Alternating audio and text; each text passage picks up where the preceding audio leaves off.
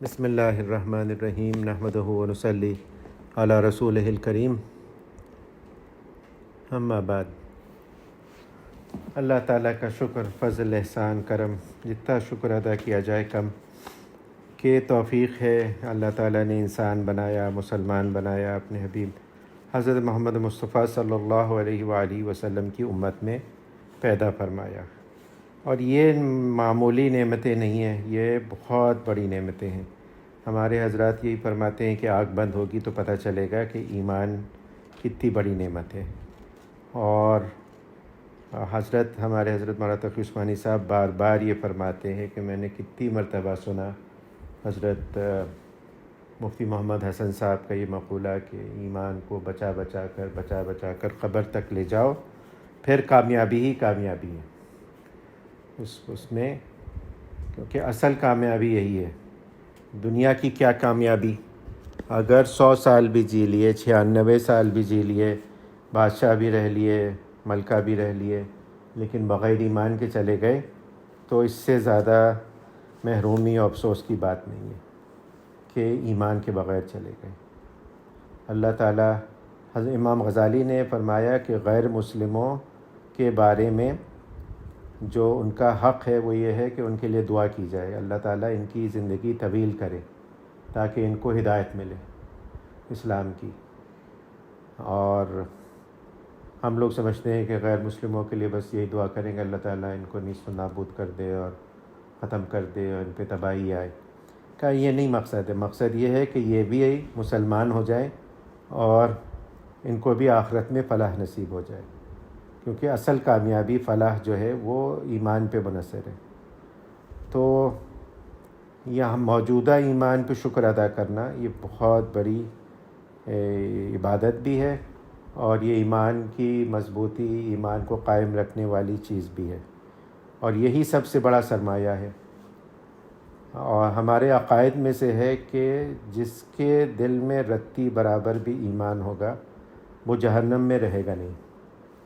وہ اگر بد عمل ہے، اس نے نہیں کیا عمل، گناہ کیے ہیں، تو وہ جہنم میں پاک صاف ہو کر نکلے گا اور جنت میں جائے گا، اور ایمان والوں ہی کے لیے شفاعت ہوگی۔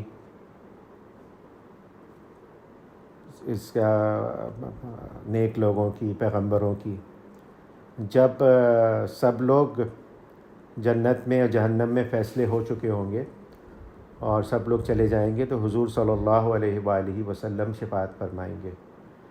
اور حدیث ہے، مفہوم یہی ہے کہ جس کے دل میں رائی کے برابر بھی ایمان ہوگا اس کو جہنم سے نکال لیں گے، رہے گا نہیں کوئی جہنم میں ایمان والا۔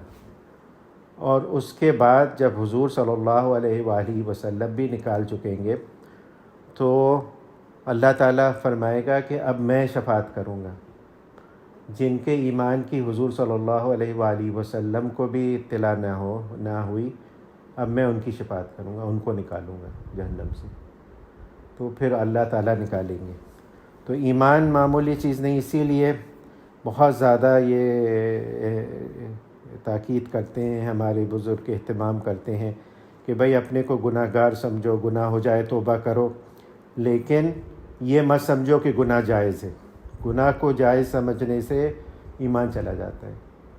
آج کل کا معاشرہ، ماحول ایسا ہے، وہ کہتے ہیں نہیں پردہ کریں گے تو کیا ہو جائے گا، اور اس زمانے میں پردہ نہیں کیا جا سکتا، یہ دقیانوسی حکم ہے اسلام کا، نعوذ باللہ، اور یہ نہیں ہونا چاہیے۔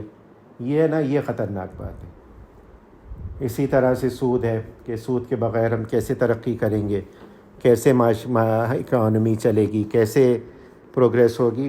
یہ ساری باتیں جو ہے نا یہ ایمان کو ختم کرنے والی ہے۔ تو ایمان کی قدر، ایمان پہ شکر، اور ایمان کو بچانے کی کوشش۔ ایمان کمزور کس چیز سے ہو رہا ہے؟ وہ گناہوں سے ہو رہا ہے۔ اسی لیے بہت اہتمام کرواتے ہیں ہمارے حضرات کہ بھائی جیسے ہی کوئی گناہ ہو جائے، چھوٹا بڑا، فوراً اللہ سے توبہ کی جائے، اللہ کی جناب میں گڑ گڑا کر توبہ کرے اور معافی کے خواستگار ہوں۔ اور یہ کوئی معمولی بات نہیں ہے۔ لوگ کہتے ہیں یہ کیا تماشا کہ گناہ بھی کرے توبہ بھی کرے۔ تو توبہ بھی عبادتوں میں بہت بڑی عبادت ہے۔ اور یہ وہ عبادت ہے کہ حضرت آدم علیہ السلام کو اللہ تعالیٰ نے ان سے غلطی کروا کے سکھا کر اور پھر دنیا میں بھیجا. ایک ان سے ایک ایسا عمل ہو گیا جو نامناسب تھا، اور پھر ان کو تنبہ ہوا اس کے اوپر، پھر انہوں نے توبہ کی، اور وہ توبہ جو ہے وہ اللہ تعالیٰ نے قبول فرمائی. تو توبہ بھی ایک بہت بڑی نعمت ہے. تو گناہ کو جائز سمجھنے کے بجائے، گناہ کو جائز کرنے کے بجائے یہ تعویل کرنے کے بجائے، السلام علیکم، یہ تعویل کرنے کے بجائے کہ گناہ سے کیا فرق پڑتا ہے، کوئی حرج نہیں، گناہ کریں، کر لیا کیا ہو گیا، سبھی کرتے ہیں.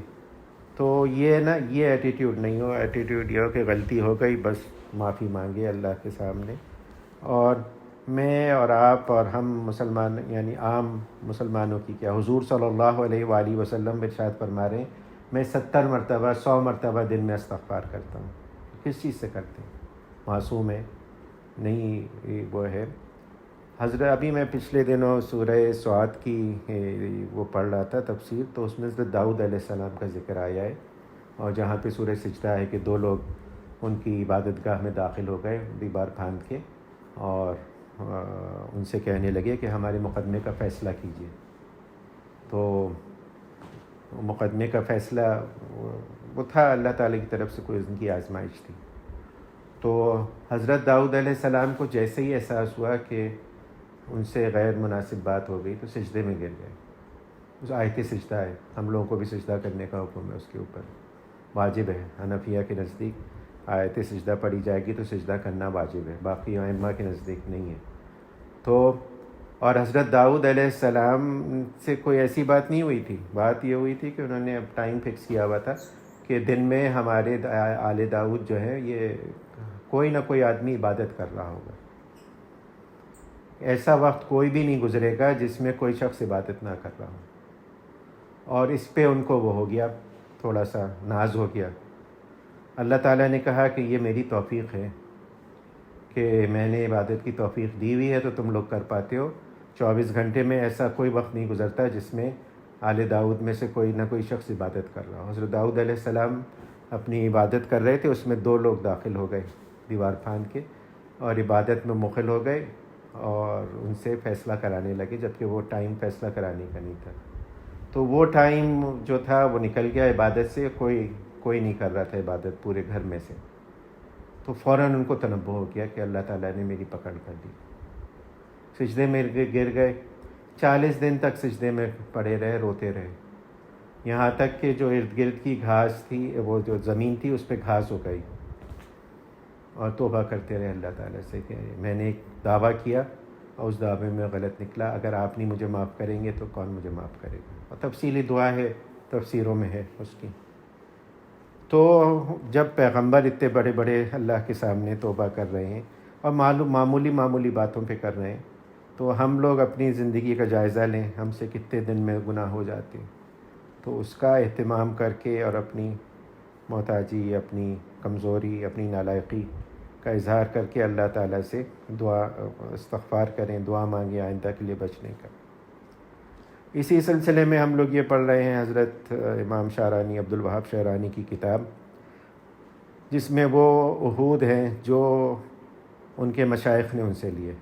اور سب سے پہلا بنیادی عہد اور ان سے جو پہلا وعدہ لیا ہے مشائخ نے، وہ یہ لیا ہے کہ اپنے آپ کو سب سے کمتر سمجھے، خصوصاً دین کے معاملے میں. تو آپ فرما رہے ہیں، پس اے عزیز اپنے نفس کو ہر پاس بیٹھنے والے مسلمان سے کمتر مشاہدہ کر تاکہ تو اہل تواضع میں سے ہو جائے. اب تواضع ہم لوگ یہ سمجھتے ہیں کہ بظاہر ایسے الفاظ استعمال کر لیں، ایسے انداز استعمال کر لیں، لیکن حقیقی تواضع تو دل سے ہوتی ہے. دل میں سمجھنا اپنے آپ کو کہ میں اس لائق نہیں ہوں، اور یہی سب سے بڑا امتحان ہوتا ہے. کہنے کو کہہ دیا اپنے کو، اے خیر ناکارہ، میں کس لائق، اس طرح سے. اگر دوسرا بھی کہہ دے کہ ہاں بھائی آپ صحیح کہتے ہیں، آپ کس لائق، آپ تو واقعی حقیر ہیں، تو پھر آگ لگ جائے گی جسم میں. اور آدھی پچھلے ہی ہفتے حضرت فرمانے لگے کہ تکبر اور اپنے آپ کو بڑا سمجھنے کے لیے یہ ضروری نہیں ہے کہ آدمی واقعی اہل ہو یا اس کے پاس کوئی علم ہو یا کوئی ہنر ہو. بھنگی بھی تکبر کرتا ہے. ایک بھنگی کے دوسرے بھنگی پہ تکبر کرتا ہے کہ میں تو فلاں ملینئر کے یہاں باتھ روم صاف کرتا ہوں, اور ایک دوسرا کرتا ہے کہ میں 6 گھروں میں باتھ روم صاف کرتا ہوں, اور دوسرا کہ تم تو 2 گھر میں صاف کرتے ہو. تو یہ بھی تکبر ہے. ہمارا تکبر اسی طرح کا تکبر ہے. تو حضرت یہ فرما رہے ہیں کہ اپنے آپ کو سب سے کمتر سمجھو. حضرت ابو بکر شبلی رحمۃ اللہ علیہ کا یہ قول ہے کہ میری ذلت نے تو یہود کی ذلت کو بھی بیکار کر دیا, کہ میری ذلت نے یہود کی ذلت کو بیکار کر دیا. تو یہ بڑی بات ہے, سمجھنے کی تھوڑی سی بات ہے کہ اس سے کیا مراد ہے. کہ میں اتنا حقیر ذلیل ہوں کہ یہودی بھی اتنے نہیں. حضرت تھانوی رحمۃ اللہ علیہ فرماتے تھے کہ ہر وقت میں اپنے آپ کو ہر مسلمان سے فی الحال اور ہر کافر سے فی المعال کمتر سمجھتا ہوں. ممکن ہے کہ اس کافر کو ایمان کی دولت مل جائے اور آخرت میں کامیاب ہو جائے, اور نعوذ باللہ اللہ بچائے, اللہ بچائے, اللہ بچائے, ہم کوئی ایسا عمل کر لیں, ایسی کوئی بیوقوفی کر لیں کہ ایمان جاتا رہے. تو کافروں تک سے اپنے کو افضل سمجھنا یہ جائز نہیں ہے. مطلب یہ کہ میری ذلت کے سامنے یہودی کی ذلت کی کچھ حقیقت نہیں, میں ان سے بھی زیادہ ذلیل ہوں. اسی لیے ہر ذلیل کی ذلت موافق اس کے معرفت کی ہوتی ہے. اور آج کل جو سب سے بڑا ہم میں ہے نا مرض مسلمان بحیثیت قوم, وہ یہ ہے تکبر کا. یہودیوں میں بھی یہی تھا, اور ذلیل کیا اللہ تعالیٰ نے ان کو. یہ جو تھے بیزنٹائن, یہ جو آئے تھے, اور انہوں نے ان کا ٹیمپل یا جو ان کا سب سے مقدس ترین, جس کے لیے آج کل وہ کوشش کر رہے ہیں کہ وہ بن جائے, اس کو نیز تو نابود کر دیا تھا, ایک ایک چیز اس کی مٹا دی تھی. یہودی مذہب پہ آج کل عمل نہیں ہو سکتا. ان کے بڑے اکابر جو ہیں اور اسکالرز ہیں وہ بھی نہیں کر سکتے.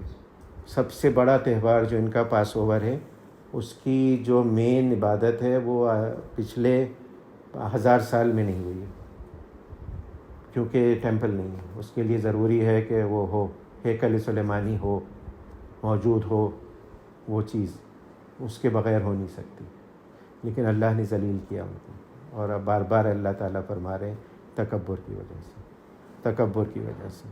اور یہی بار بار یہ کہ ہمارے حضرات فرماتے ہیں ام الامراض, حضور صلی اللہ علیہ وآلہ وسلم کو اپنی آنکھ سے دیکھ رہے ہیں کفار مکہ, لیکن ایمان نہیں لاتے تکبر کی وجہ سے, کہ ہم سردار ہیں, ہم اپنے قبیلے کے بڑے لوگوں میں سے ہیں, ہم اس یتیم کی, ہم اس کی بات مان لیں. تو یہ جو چیز ہے نا تکبر, یہ آدمی کو کبھی حق پہ وہ نہیں کرتی, ماننے کو تیار نہیں کرتی. آدمی تعویل ہی کرتا رہتا ہے. ہمارے حضرات کے یہاں بہت ہوتا ہے, امتحان لیا جاتا ہے تو طالبوں کا, بیکار میں ڈانٹ پٹ گئی کسی چیز پہ, کہ معمولی سی کوئی چیز تھی لیکن ڈانٹ بہت پٹی اس کو. تو وہ دیکھنا یہی ہوتا ہے کہ بھئی یہ ریئیکٹ کیسے کرتا ہے. اگر تکبر ہوگا تو تعویلیں کرے گا, کچھ نہ کچھ جواب دے گا کہ نہیں یہ وجہ تھی, میں نے یہ کر لیا, یہ وجہ تھی, یہ وجہ تھی. اور اگر واقعی تواضع ہو گئی ہوگی تو پیدا ہو گئی ہوگی تو وہ پھر اس کو کہہ دے گا بھئی میری تربیت ہو رہی ہے, مان لے گا غلطی ہو گئی. تو یہ مشائخ بہت ٹیسٹ کرتے. پچھلی دفعہ بھی میں نے ذکر کیا تھا, وہ حضرت تشریف لے گئے تھے اپنے شیخ کے پاس, شیخ کے خلیفہ کے پاس, 3000 میل کا فیصلہ طے کر کے, ردولی انڈیا یو پی سے بلخ, یہ سمرقند وغیرہ کی طرف ہے آج کل, ازبکستان وغیرہ میں, کہ میں وہ نعمت لینے جانا آیا ہوں جو آپ ہمارے گھر سے لے گئے. تو انہوں نے لگا دیا کہ بھئی حمام جھوکو, حمام میں لکڑیاں ڈالا کرو اور یہ خدمت کرو، اور کچھ بھی نہیں، کوئی وظیفہ نہیں بتایا، کوئی اور چیز نہیں بتائی کہ تہجد پڑھو اور کچھ کرو، بس کہا کہ بس تمہارا کام یہ ہے کہ یہ گرم پانی ہوتا ہے، ٹھنڈا ملک تھا، بس برف پڑتی تھی، تم وضو کرنے والوں غسل کرنے والوں کے لیے حمام جھوکو۔ حمام جھکوایا کافی عرصے تک، اور کوئی ان کو آؤ بھگت کوئی کچھ نہیں کی۔ کچھ عرصے بعد انہوں نے اس سے کہا، بھنگن سے، کہ جب تم صفائی کرتی ہو، راکھ لے کے جاتی ہو ٹوکرا گندگی کا، تو تھوڑی سی ان پہ گرا دینا۔ تو بھنگن نے گرا دی، تو ایک دم غصے میں آ گئی، جانتی نہیں ہو میں کون ہوں؟ نہ ہوا ردولی، نہ ہوا، یعنی اپنے شہر کا نام لے کے کہا، اگر ردولی ہوتا تو بتا دیتا، میں شیخ کے گھر کی بھنگن ہو اس لیے چھوڑ رہا ہوں۔ بھنگن نے جا کے بتایا کہ یہ فرمایا انہوں نے، حضرت نے کہا صاحبزادگی کی بو ہے، تکبر ہے۔ کہا جھوکو حمام جھکوایا بہت عرصے، کہ بس لکڑیاں کاٹو اور لکڑیاں جھوکو، گرم کرو، یہ کرو۔ کروایا، پھر سے ٹیسٹ کروایا کہ اب ان کے اوپر گرا دینا، تو اوپر بیٹھ جائیں آرام سے، آپ کے پاؤں میں بھی ہوا ہے۔ تو اس وقت کچھ کہا تو نہیں، بس دیکھا غور سے، بہت گھور کے، یعنی ناگواری کا اظہار ہوا۔ تو نے کہا اب یہ معاملہ پوری طرح سے نہیں پکا ہے، وہ ہے نہیں، چھٹی گیا ہوا ہے، تمہیں دوڑنا پڑ رہا ہے۔ تو کچھ اور عرصے ان سے یہ کام کروایا، پھر ان سے کہا کہ اب کی دفعہ یہ کرنا کہ پورا ٹوکرا ہی گرا دینا ان کے اوپر گندگی کا۔ تو اس وقت تک ان کا کام ہو گیا تھا۔ جب ٹوکرا گرا تو یہ کہ ناراض نہیں ہوئے، اس سے پوچھنے لگے کہ تجھے ٹھوکر لگ گئی، کہیں چوٹ تو نہیں لگی؟ بھنگن سے یہ کہنے لگے، تو حضرت نے کہا کام ہو گیا ہے، پھر دوسرا ان کا لگا دیا۔ لیکن تکبر جو ہے نا، یہ آدمی کو آگے بڑھنے نہیں دیتا۔ تکبر ہی کی وجہ سے آدمی اپنے امراض کو معالج کے سامنے نہیں بیان کرتا کہ یہ کیا سمجھیں گے۔ اب یہ ایسا ہی ہے، ڈاکٹر کے سامنے آدمی وہ اپنے آپ کو ایکسپوز نہیں کرے، کہے کہ ایک ڈاکٹر میرا کیا وہ کرے گا۔ آ جاؤ اوپر، آ جاؤ، بیٹھ جاؤ آرام سے، آ جاؤ آ جاؤ آ جاؤ آ جاؤ۔ تو یہ تکبر ہی ہوتا ہے جس کی وجہ سے آدمی نہیں کرا پاتا علاج، کہ میں بتاؤں گا تو کیا ہوگا۔ اور ہمارا تو وہ چلتا ہے، سائٹ چلتی ہے نا، تو دنیا جہان سے سوال آتے ہیں۔ تو سوال آیا کہ میں فلاں گناہ میں ملوث ہوں، اور آج کل نظر کا گناہ بہت زیادہ کامن ہے، ایکسیس بہت زیادہ مل گیا ہے لوگوں کو، اور بہت آسان ہے، اور پرائیویسی میں آپ کو، اور یہ ساری چیزیں۔ تو فلاں صاحب کا میں مرید ہوں، اور یہ گناہ میں نہیں چھوڑ پا رہا۔ میں کہا اپنے شیخ سے آپ نے وہ کیا؟ کہا نہیں، شیخ صاحب سے تو نہیں کیا۔ میں کہا کیوں نہیں کیا؟ شیخ کے ہوتے ہوئے دوسری طرف نہیں کرنا چاہیے، معالج ایک ہی ہونا چاہیے۔ یہ تکبر ہے، اس کا علاج کرائیں۔ یہ نہیں جائے گا جب تک آپ اپنی پوری بات نہیں بیان کریں گے۔ آپ یہ سمجھتے ہیں کہ شیخ کو خبر نہیں ہے، زیادہ تر خبر ہوتی ہے، یعنی اندازہ کر لیتا ہے وہ، یعنی یہ نہیں کہ اس کو علم غیب ہے یا اس کو کشف ہے، لیکن اندازہ ہو جاتا ہے، وہ انتظار میں ہوتا ہے، پوچھے گا تو بتاؤں گا۔ علاج کا ایک یہ طریقہ بھی ہے، بغیر پوچھے نہیں بتایا جاتا۔ قدر نہیں کرتے لوگ، قدر نہیں کرتے، اور بے ناقدری کی وجہ سے بے برکتی بہت ہوتی ہے۔ یہ ہمارے حضرات اس طرح سے نہیں کہ جب کوئی پوچھے گا نا وہاں جا کے، ہمارے حضرت خود فرماتے ہیں کہ ایک صاحب حضرت کی مفتی اعظم مفتی محمد شفیع صاحب کی خدمت میں آیا کرتے تھے، بہت بولتے تھے، مسلسل بولتے تھے، اور آتے تھے، بیٹھتے تھے، خوب گپ لگاتے تھے، چلے جاتے تھے۔ حضرت بھی چپ چاپ سن لیتے تھے، حضرت تو بہت متواضع تھے۔ تو ایک دن کہنے لگے کہ حضرت میں آپ سے اصلاح کرانا چاہتا ہوں، تو آپ مجھے کچھ بتا دیں۔ تو حضرت نے کہا کہ بس خاموش ہو جاؤ۔ اتنے عرصے حضرت نے کچھ نہیں کہا ان سے، ان کی باتیں سنتے رہے الٹے سیدھے، اور الٹی سیدھی باتیں میں آپ کو بتاؤں، میں نے اپنے آنکھوں سے دیکھا۔ ایک صاحب آئے حضرت کے پاس کہ میں فیصل آباد سے آیا ہوں، اور میں ایک سجیشن لے کر آیا ہوں آپ کے پاس، اور یہ بہت بڑی چیز ہے، اور آپ غور سے سنیے اس کو، پرائیویٹ میٹنگ کر رہے ہیں، کہنے لگے کہ یہ ہمارے یہاں بجلی کا بحران ہے، جو زمین ہے نا یہ گھوم رہی ہے، تو اس سے ہم بجلی کیوں نہ بنائیں. یعنی بیچارے دماغی طور پہ ہوتے. حضرت نے بہت تحمل سے ان کی بات سنی اور وہ کی. میں نے کہا میں تو بھائی اسکالر آدمی ہوں، ریلیجس، آپ یہ سائنٹیفک فزکس اور ان سب کے لوگوں کو لکھ کے بھیجیے. لیکن سن لی، یہ نہیں کہ بیچ ہی میں کاٹ دیا یا ڈانٹ دیا. تو حضرت مفتی اعظم صاحب نے کہا خاموش، بالکل اب ایک لفظ نہیں بولنا، اب اصلاح کے لیے تم نے کہہ دیا ہے نا، تو اب اصلاح تو اسی طریقے سے ہوگی. لیکن اس سے پہلے نہیں کہا. تو اسی طرح ہوتا ہے، ہم ڈاکٹر کے ایک ہوتا ہے ڈاکٹر کے پاس جانا ایز اے مریض، ایک ہوتا ہے دوست کے طور پہ جانا. دوست کے پاس جائیں گے تو چائے بھی پلائے گا، گپے بھی لگائے گا، باتیں بھی کرے گا آپ سے، لیکن علاج نہیں کرے گا، شفا نہیں ہوگی. شفا تب ہوگی جب مریض بن کے جائیں گے.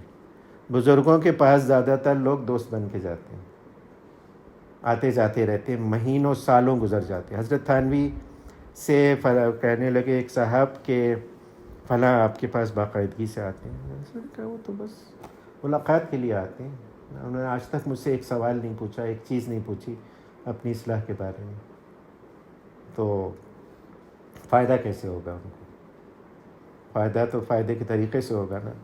کوئی جاتا رہے پوری زندگی کالج جاتا رہے لیکن داخلہ نہ لے، کورس نہ پڑھے اور امتحان نہ دے، تو وہ کیسے گریجویٹ کرے گا؟ کبھی بھی نہیں کرے گا. تو یہ ساری باتیں جو ہیں یہ، اور اس میں سب سے بڑا جو رکاوٹ اور بلاک ہوتا ہے وہ تکبر، کہ کیا سوچیں گے. نہیں سوچیں گے کچھ نہیں. ڈاکٹر کیا، ڈاکٹر کبھی مریض پہ غصہ کرتا ہے کہ کیوں بیمار ہو گیا؟ آج کل پورا وارڈ ہمارا جو ہے ڈینگی سے بھرا ہوا ہے. تو میں تو مذاق میں بچوں سے پوچھتا ہوں کہ کیوں کٹوایا مچھر سے؟ منع نہیں کیا تھا اس کو، کبھی نہیں پوچھتے. تو مطلب بلکہ ترس کھاتے کہ بھائی بیمار ہو گیا ہے، علاج کر دو اس کا، وہ کر دو.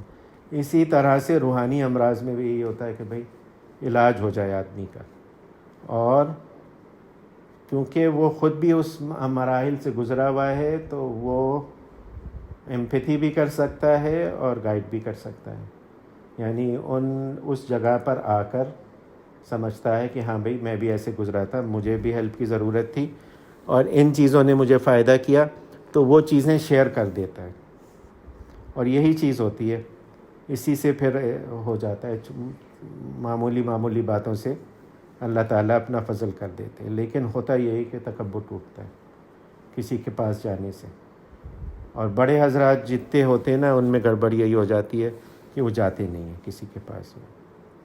میں حضرت ڈاکٹر عبدالحی رحمۃ اللہ علیہ کا جب انتقال ہو گیا تو کراچی میں تقریباً حضرت کے ختم ہو گئے تھے، حضرت تھانوی کے خلفاء، یعنی ہو گئے تھے ختم، کوئی بھی نہیں تھا اس کے بعد. انڈیا میں حضرت ابرار الحق رحمۃ اللہ علیہ بس موجود تھے.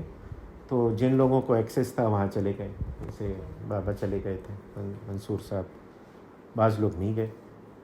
اور یہاں بھی کسی سے رجوع نہیں کیا انہوں نے کہ یہ تو ہم سے چھوٹے، یہ ہمارے برابر کے.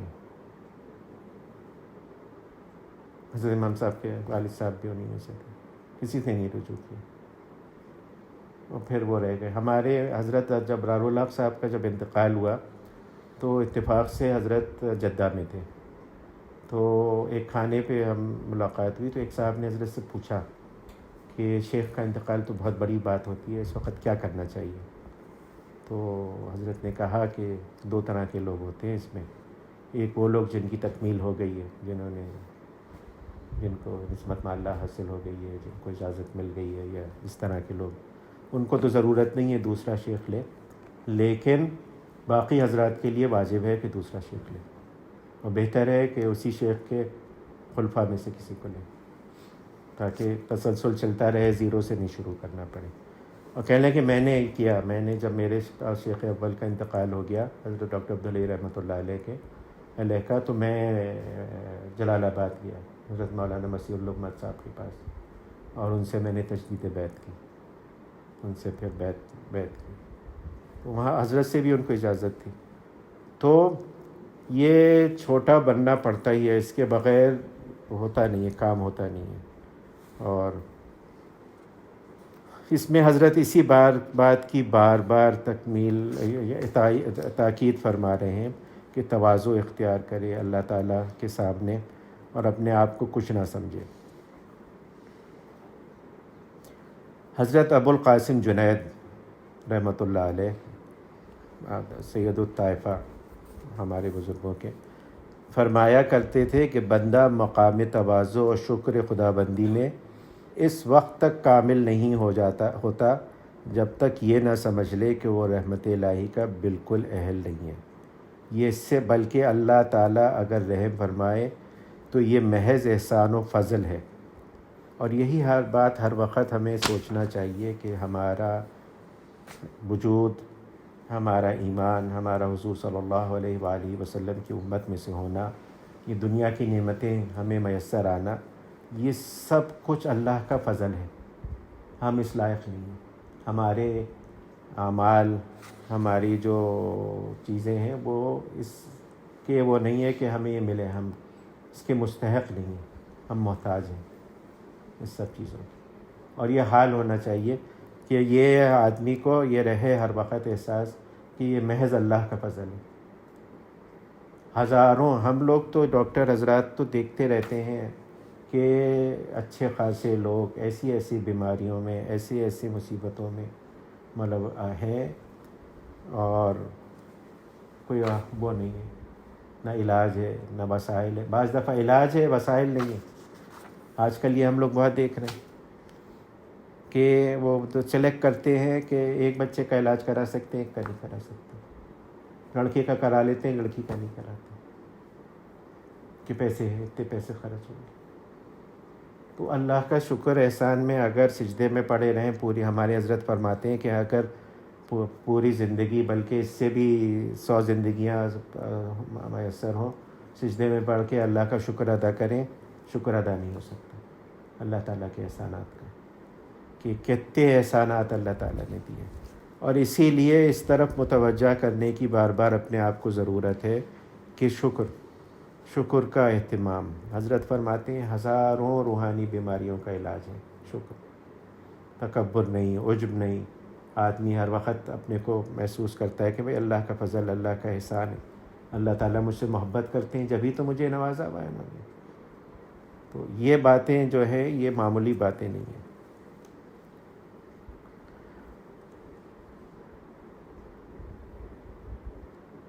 اور کوئی ہے نہیں جو اللہ تعالیٰ کا فضل نہ ہو، اللہ تعالیٰ اللہ بچائے اگر ہٹا لے اپنے فضل کو تو پھر کوئی ہے نہیں جو لا سکے واپس اس کو۔ تو اس پہ نظر رکھ کے اور اس پہ اللہ کا شکر ادا کرتے ہوئے اللہ سے مزید مانگنا، اور اللہ تعالیٰ خود فرما رہے ہیں بھائی شکر ادا کرو گے تو ہم اس نعمت کو بڑھا دیں گے۔ تو اپنے آپ کو یہ سمجھتے ہوئے کہ بھئی میں تو اس لائق نہیں ہوں، یہ اللہ کا فضل ہے، اللہ تعالیٰ اس کو قائم رکھیں گے، اور تو پھر ترقی ہوتی ہے، اللہ تعالیٰ کی معرفت بندے کو حاصل ہوتی ہے، اور جتنی معرفت حاصل ہوتی ہے اتنا بندہ شکر گزار بنتا ہے، اطاعت کرتا ہے۔ ایک آدمی آپ کو ایک چیز دے دے، آپ oblige فیل کرتے ہیں، اور دے دے اور کرتے ہیں، اور پھر آپ خیال کرتے ہیں کہ بھئی کوئی ایسی بات نہ ہو جائے جس سے اس کو تکلیف پہنچے۔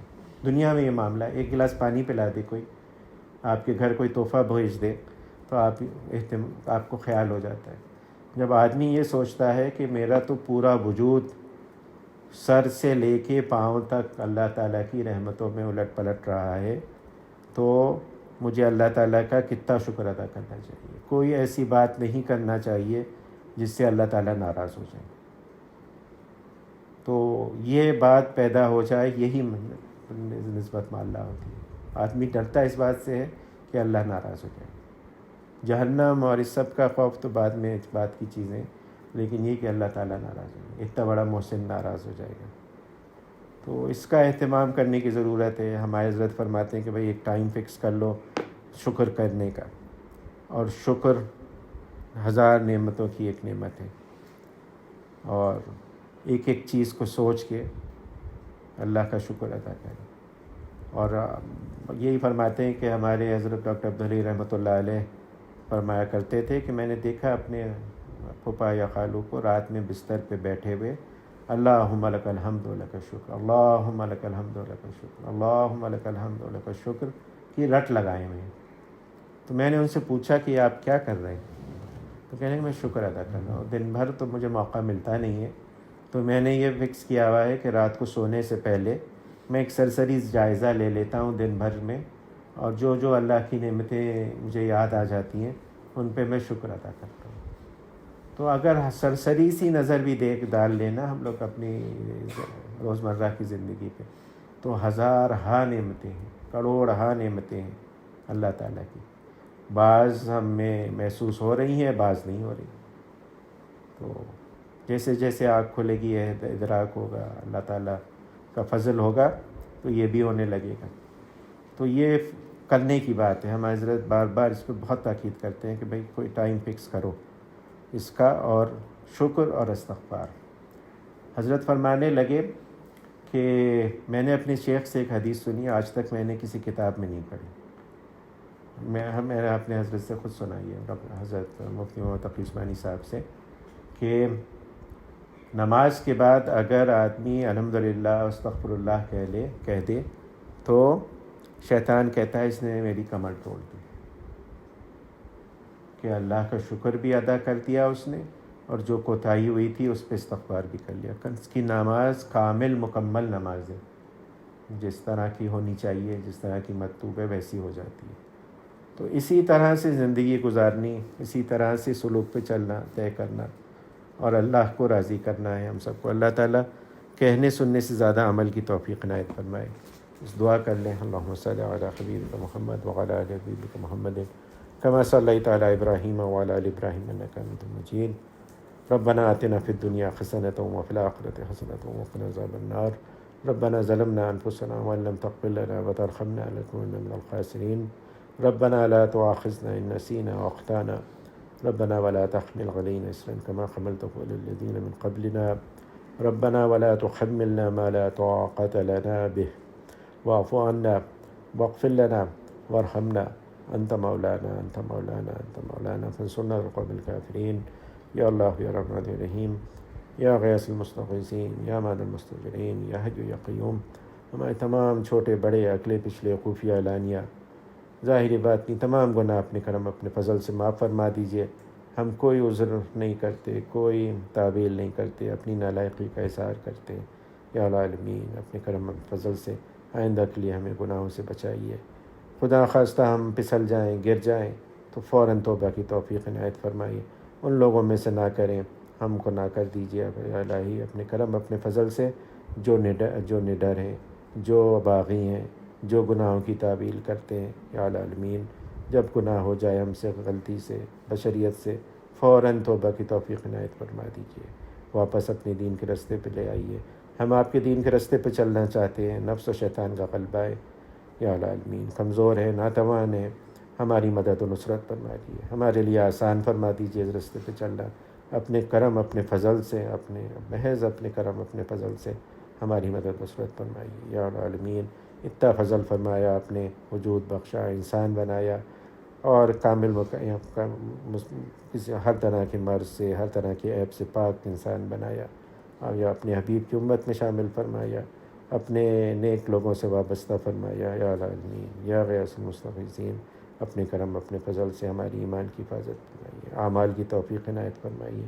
یا العالمین اپنے کرم اپنے فضل سے اپنی رضا اپنی خوشنودی عنایت فرمائیے، اپنے سے مضبوط قوی ترین تعلق عنایت فرمائیے، ایسا تعلق جو تمام دیگر تعلقات پہ غالب آ جائے، اپنی محبت اپنے حبیب محمد مصطفیٰ صلی اللہ علیہ وآلہ وسلم کی محبت عنایت فرمائیے، اور ان محبتوں کو تمام دیگر محبتوں پہ غالب فرما دیجیے۔